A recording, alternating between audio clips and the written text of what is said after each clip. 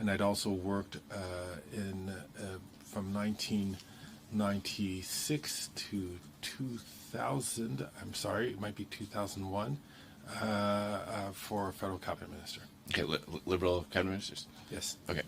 And then upon becoming elected, the path that you chose is a little bit different than other members who are seeking to become chair occupants.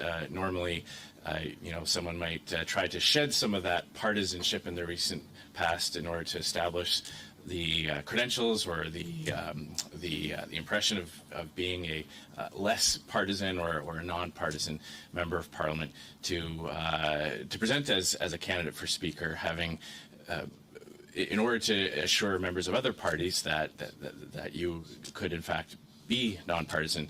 So, for example, in my case, I was Assistant Deputy Speaker, then Deputy Speaker.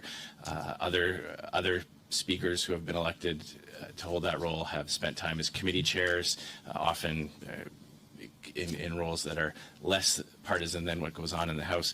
But upon your election in 2015, were you immediately nominated as a parliamentary secretary right after 2015, or was there some?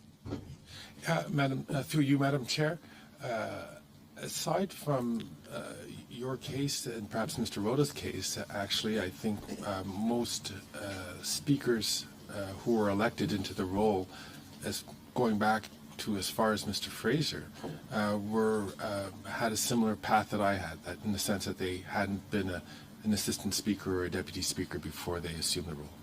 Right, but there are other ways to establish nonpartisan credentials, such as committee chairmanships, or at least taking a bit of a step back from the cut and thrust of the hyper-partisan roles that exist in the chamber. And I'm just pointing out that you did hold one of those